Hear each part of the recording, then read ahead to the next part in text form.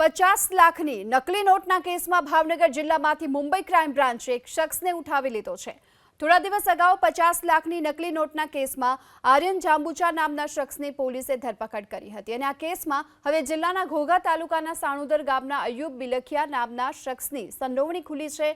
ત્યારે મુંબઈ ક્રાઇમ બ્રાન્ચની ટીમ ભાવનગર પહોંચી, જ્યાં ઘોઘા પોલીસને સાથે રાખી સાણુદર ગામમાંથી અયુબ બિલખિયા નામના શખ્સને ઉઠાવ્યો। આ અયુબ બિલખિયા 2 વર્ષ પહેલા પણ 1,39,00,000 રૂપિયાની નકલી નોટ સાથે પકડાઈ ચૂક્યો છે।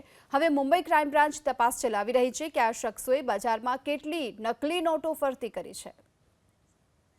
50 લાખની નકલી નોટના કેસમાં ભાવનગર જિલ્લામાંથી મુંબઈ ક્રાઇમ બ્રાન્ચે એક શખ્સને ઉઠાવી લીધો છે। થોડા દિવસ અગાઉ 50 લાખની નકલી નોટના કેસમાં આર્યન જાંબુચા નામના શખ્સની પોલીસે ધરપકડ કરી હતી અને આ કેસમાં હવે જિલ્લાના ઘોઘા તાલુકાના સાણુદર ગામના અયુબ બિલખિયા નામના શખ્સની સંડોવણી ખુલી છે।